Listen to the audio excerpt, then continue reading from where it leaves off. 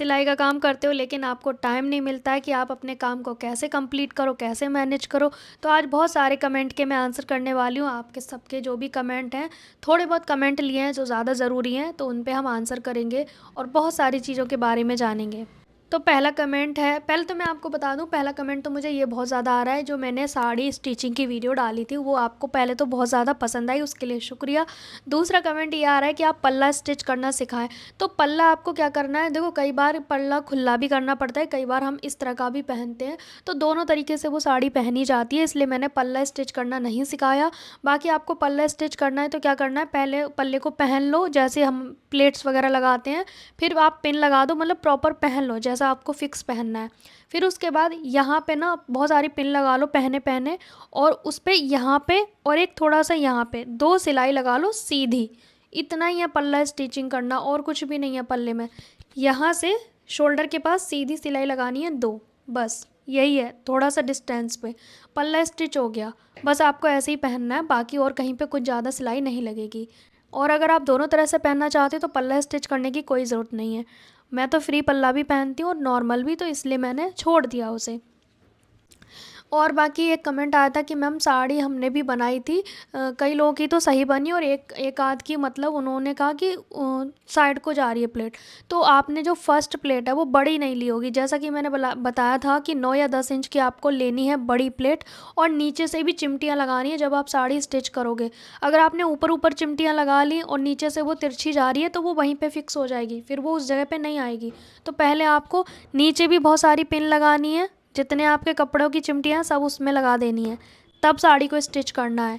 ठीक है। फिर एक कमेंट आता है, दी मैं गांव से हूँ, मेरा खेती का काम है, मुझे टाइम नहीं मिलता है सिलाई करने का, और और कोई ना कोई काम बता देता है, उठ के जाना पड़ता है, मैं काम नहीं कर पाती हूँ, मैं क्या करूँ। तो देखिए, खेती का काम होता है या बहुत सारे काम होते हैं, घर में जॉइंट फैमिली है, बहुत सारे काम होते हैं, कुछ किसी भी तरह के। मैं ना ये इसमें कई सारे कमेंट कवर कर रही हूँ एक्चुअली, क्योंकि सेम कमेंट और भी आए हैं। तो देखिए, आपको क्या करना है, आपको कटिंग का काम रात में करना है, सिलने का काम दिन में इजीली हो जाता है, पर जो कटिंग है ना वो एकांत में होती है, ज़्यादा शोर शराबे डिस्टर्बेंस में नहीं हो पाती, कि बार बार जा रहे हैं आ रहे हैं इस तरह से नहीं हो पाती है।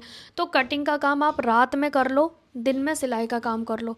और बहुत ज़्यादा नहीं कर पा रहे, थोड़ा थोड़ा कर लो, ज़रूरी नहीं है कि बहुत सारे सिलने हैं दिन में, क्योंकि काम तो काम है ना, चाहे उस समय कोई और काम कर रहे हो, काम तो हो रहा है ना। ये तो है नहीं कि आप 10 लोगों का काम एक ही साथ कर सकते हो, है ना। तो आप ऐसे कर सकते हो, कटिंग का काम रात में कर सकते हो। जैसे कि मैं बहुत ज़्यादा काम होता है तब मैं बता रही हूँ, फ़िलहाल मैं प्रेशर में काम बिल्कुल भी नहीं कर रही हूँ, मैं मस्त अपने आराम से काम कर रही हूँ। और ज़्यादा प्रेशर में मैं काम नहीं कर पाती हूँ। पहले जब मैं बता रही हूँ बहुत ज़्यादा काम मेरे पे बर्डन रहता था, तब मैं यूट्यूब का नहीं संभालती थी ना, अब यूट्यूब का ज़्यादा काम हो गया है। तो मैं क्या करती थी ना, कटिंग, जैसे हस्बैंड मान लो 9 बजे आ रहे हैं ड्यूटी से, तो खाना बनाने का जो समय है उसमें सब्ज़ी बनने रख दी, भाई कटिंग कर ली साइड में, अपना वो काम भी देखते गए बीच बीच में, या फिर रात में कर ली, डिनर करने के बाद मैंने बहुत सारी कटिंग कर ली। फिर होता क्या है, दिन में स्टिचिंग करना ईजी होता है, क्योंकि मेरे कस्टमर ना दिन भर आते रहते हैं, वैसे तो फ़ोन करके ही आते हैं, बिना फ़ोन करके नहीं आते हैं, पर कई बार कुछ ऐसे भी आ जाते हैं, तो फ़ोन करके भी आएंगे तो भी डिस्टर्ब तो करेंगे ही ना, काम तो छूटेगा ही। तो बेटर है कटिंग रात में कर लो, स्टिचिंग का काम तो हम मशीन से थोड़ा हट के देख लेंगे कस्टमर को, पर कटिंग करते वक्त ना जो फैला हुआ है फिर एकदम उसे समेटना, फिर वापस उनके जाने के बाद फिर से उसे देखना, और डिस्टर्ब हो जाता है। तो कटिंग का काम ज़्यादातर रात को करें, दिन में स्टिचिंग करें, ऐसे मैनेज हो जाएगा। रहा घर का काम, तो घर तो आपका है भाई, आपका काम है, वो तो आपको ही देखना पड़ेगा, उस काम कुछ नहीं कर सकते। बाकी सिलाई का काम आप इस तरह से मैनेज कर सकते हैं, कोई बात नहीं, कुछ ना होने से कुछ होना अच्छा है बस। यदि हम लोग गांव में रहते हैं, गांव में बाजू की डिज़ाइंस बहुत डिमांड करते हैं, कुछ ऐसे डिज़ाइन बताओ जिसमें कुछ खर्च ना हो, यूज़ ना हो। तो आप क्या कर सकते हो, छोटे छोटे जो कट्स वगैरह डिज़ाइन बनता है ना, वो आप बना सकते हो, कट बनाए और उसे पलट के फिर आपने डिज़ाइन बना दिया, लेस लगा दिया। जो यहाँ पे कट बनते हैं ना स्लीव्स पर, उस तरह के डिज़ाइन में कोई ज़्यादा पैसे खर्च नहीं होते, कोई मटेरियल खर्च नहीं होता, सिंपल सी मेहनत लगती है, बस आप वो बना सकते हैं गाँव में। और मैं क्यों नहीं सिखा रही हूँ डिज़ाइंस, क्योंकि हमारे यहाँ एक तो सिंपल पहनते हैं, और मैं बेवजह डिज़ाइन डालती नहीं हूँ किसी का। यहाँ पे इस तरह का डिज़ाइन कोई नहीं पहनता कि लेस लगा ली बहुत सारी, या फिर, है ना, बहुत लिमिटेड डिज़ाइन पहनते हैं, बहुत नाम को, ज़्यादातर सिंपल पहनते हैं यहाँ के लोग। तो इसीलिए मैम एक दिन में एक सूट सलवार पूरा प्रॉपर बना देती हूँ, लेकिन अब मन नहीं करता है, मतलब मैं एक दिन में एक सूट सलवार बना देती हूँ मैम, पर अब मन नहीं करता है काम करने का। और उन्होंने लिखा है, और टाइम पे मैं अपने कस्टमर का कपड़ा पूरा नहीं कर पाती हूँ। तो देखिए मन का तो क्या है, मन तो आपको लगाना पड़ेगा, ज़बरदस्ती लगाना पड़ेगा। मन अगर कहीं ऊट-पटांग चीज़ों में जा रहा है तो वहाँ से हटाना पड़ेगा। अगर आपको कुछ करना है, अपने कपड़ों को स्टिच करना है, टाइम पे देना है, टाइम पे देने से ही कस्टमर आते रहते हैं, अदरवाइज़ उन्हें टाइम पे नहीं मिलता है और सही नहीं बनता है तो वो कहीं और चले जाते हैं। तो उनको रखने के लिए, उनको हैप्पी रखने के लिए टाइम पे भी करना पड़ेगा, अच्छा भी सिलना पड़ेगा और हो सके तो टाइम से पहले ही दे दो। अगर आप नए-नए हो और बहुत ज़्यादा एंगेजमेंट चाहते हो कि मेरे कस्टमर ढेर सारे बन जाएँ, तो शुरू में क्या, आप हमेशा ही टाइम पे दो। मैं तो आज भी टाइम पे ही देती हूँ। अगर मुझसे नहीं होता तो मैं नहीं लूँगी, लेकिन दूँगी टाइम पे। अगर मैंने ज़ुबान दे दी कि आपको इस दिन मिलेगा, तो मैं चाहे उससे पहले दूँ, चाहे उसी दिन दूँ। पर मैं उसके अगले दिन नहीं करती कभी नहीं। रिकॉर्ड है मेरा आज तक का, ठीक है? तो आपको टाइम पे देना होगा, तभी आपके कस्टमर भी रुके रहेंगे आपके पास। मेरा होम बुटीक है, सारा दिन काम। और एक सेम कमेंट और आए हैं कि मेरा होम बुटीक है लेकिन मेरा घर में सारा दिन काम ही ख़त्म नहीं होता है, क्या करूं मैं? तो काम ऐसा कैसे काम है कि जो ख़त्म ही नहीं होता? मतलब कुछ एक्स्ट्रा होता है। हो सकता है आपकी फैमिली ज़्यादा बड़ी हो, मैं ये नहीं कह रही, पर आप सुबह को प्रॉपर खाना बना के रख दो और फिर थोड़ा उस समय पे काम कर लो जब बच्चे स्कूल वगैरह चले जाते हैं। फिर उनके आने के बाद वो भी देखना ही होता है, पर थोड़ा उस समय कर लो, पर ज़्यादा कोशिश करो कि रात में कटिंग करो, तब दिन में स्टिचिंग करो। और पूरी बहुत सारे काम के साथ भी आपका 1-2 सूट सिल जा रहा है तो ये भी काफ़ी है, इतना भी काफ़ी है। पर रेगुलर करने से क्या है ना, आपकी प्रैक्टिस बनी रहेगी, पर करो, डेली करो, पर थोड़ा ही करो, पर करो। कैसे बनते हैं छोटे-छोटे पाउच? एक कमेंट आया था कि मैम छोटे-छोटे पाउच का आप जो बता रहे थे कि उसे सेल कर सकते हो, वो कैसे बनते हैं? तो आप इंस्टाग्राम नहीं, आप यूट्यूब पे सर्च करें कि छोटे-छोटे पर्स, बैग, पाउच कैसे बनते हैं। छोटे-छोटे जो बैग, पर्स बनते हैं ना, उन्हीं को पाउच बोलते हैं। तो आप सिलना वहाँ से सीखें। फिर उन्होंने कहा कि मैम आप ही बता दो। तो देखो मेरा काम नहीं हो पाएगा ये वाला बताने का, पाउच बैग बनाने का, बिकॉज़ मैंने अपनी मशीन की जो सिलाई पे ही रखी हुई है उसे सेटिंग जो है, उसको ज़्यादा मोटे कपड़े के लायक मैंने नहीं रखा हुआ है।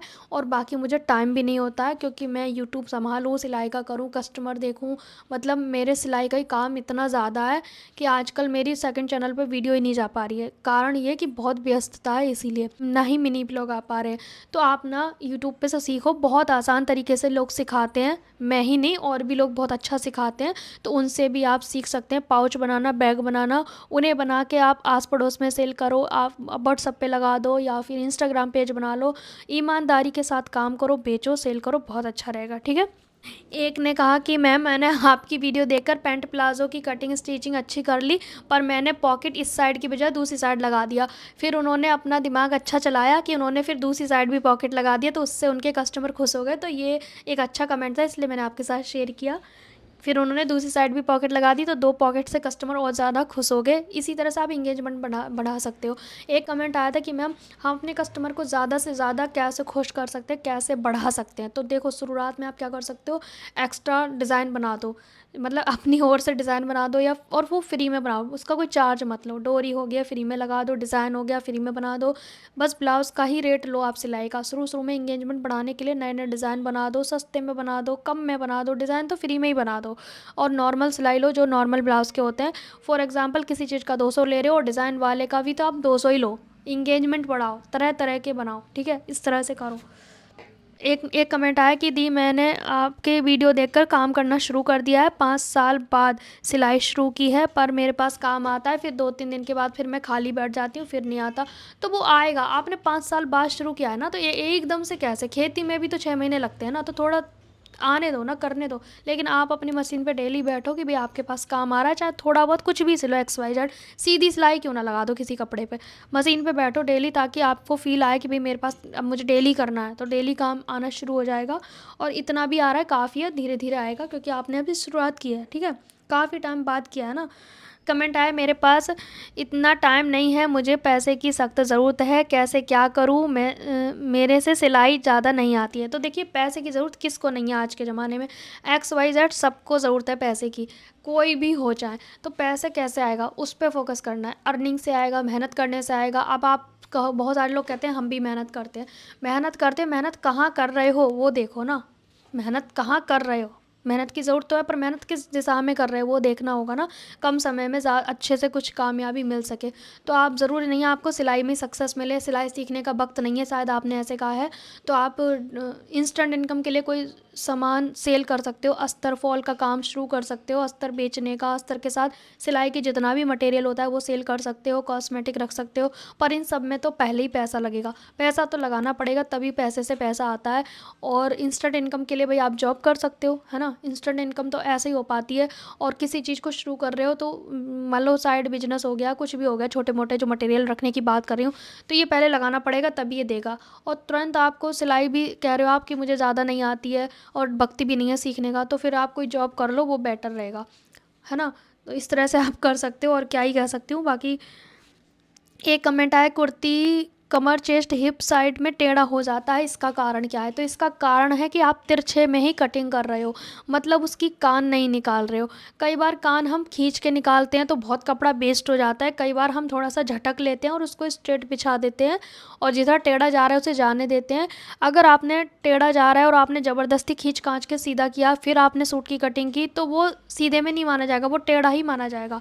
तो वो हिप के पास से लेफ़्ट को भागेगा या राइट को भागेगा, ज़्यादातर लेफ़्ट को ही भागते हैं सारे सूट, तो ये कारण होता है। बाकी आपकी कटिंग स्टिचिंग में कोई दिक्कत नहीं है, उसकी आप चिंता ना करें। कान निकालें और टेढ़े मेढ़े कपड़े को ज़्यादातर ना ही बनाएं, मैं तो वापस ही कर देती हूँ बहुत ज़्यादा कान होती है तो। मैम जब पैंट कटिंग करते हैं तब हिप के पास फोर पार्ट लेने के बावजूद भी थाई के पास फूला सा हो जाता है, तो वो लूज़ लिया होगा आपने थाई का माप, इसीलिए वो फूला फूला हो जाता है, वो लूज़ होने की वजह से। बाकी कटिंग स्टिचिंग में आपकी कोई प्रॉब्लम नहीं है, तो बस मेज़रमेंट लेने के तरीके में है थोड़ा। पहले मेरे पास बहुत सारे कस्टमर आते थे, लेकिन अब कुछ गलतियां मेरी हुई हैं, इस वजह से कस्टमर टूट चुके हैं, और फिर से इस चीज़ को किस तरह से मतलब सुधार कर सकती हूँ। आई थिंक ये एक ही जने का कमेंट है, जो 2-3 कमेंट आए उनके। तो टूटे क्यों हैं? काम ना करने की वजह से, टाइम पे ना करने की वजह से, या काम ख़राब करने की वजह से, कुछ गलतियों की वजह से। तो जो अब आप खुद ही कह रहे हो कि मेरी कुछ गलतियाँ, तो वो कुछ गलतियाँ आपको पता है, तो कुछ गलतियों पे सुधार करो, टाइम पे कपड़े फिर से शुरू करो, फिर से नया जन्म अपना समझो। और मैं दोबारा शुरुआत कर रही हूँ, स्टार्टिंग से काम लेना शुरू करें, टाइम पे करने की कोशिश करें, हो सके तो एक दिन और पहले दे दें आप कस्टमर को, और अच्छे से काम करें, जो गलतियां की हैं उनका सुधार करें, बस शुरू हो जाएगा। आपको सोचना नहीं है। बहुत सारे लोग तो मुझे ऐसे ऐसे बोलते हैं कमेंट में, हमें डिप्रेशन हो रहा है, हमें एंजाइटी हो रही है, हमें घबराहट हो रही है, हम नहीं कर सकते। अरे तुमने सोच ही लिया नहीं कर सकते, क्योंकि ये मैं समझाते, जब अपने घर में भी मैं कुछ लोगों को समझा रही हूँ, पर वो नहीं समझ पा रहे हैं, क्योंकि वो खुद को नहीं समझा पा रहे हैं। मेरे समझाने से कोई नहीं। अब बहुत सारे हज़ारों कमेंट ऐसे आ रहे हैं कि आपके कहने से मैंने काम शुरू कर दिया, आपके कहने से शुरू कर दिया और हमें अच्छा रिस्पांस भी मिल रहा है। क्यों? मैंने कुछ नहीं करा है, मैंने बोल के छोड़ दिया है, वो तुमने ही खुद को समझा है, इसलिए तुमने आगे बढ़ने की कोशिश की, इसलिए तुम बढ़ने लगे।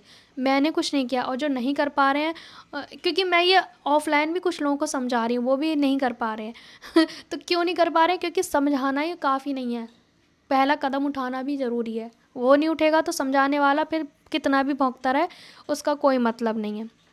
ठीक है, तो आपको ही शुरुआत करनी पड़ेगी अपनी गलतियों को सुधार करके, तो आपका काम दोबारा से शुरू हो जाएगा। शुरू में स्टार्टिंग में थोड़ा आएगा, चलेगा, इतना भी ढेर नहीं आता है शुरू में, ज़्यादा परेशान ना हो।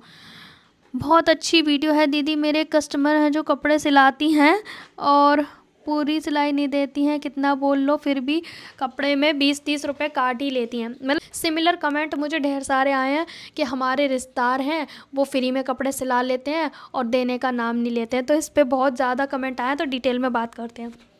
तो एक तो ये कि जो 20-30 रुपए काट लेती हैं और उन्हें सिलाई आती है, तो आप उन्हें कह दो कि आपको सिलाई आती है तो आप खुद सिल लो, हमारे पास मत आओ अगर आपको आती है तो।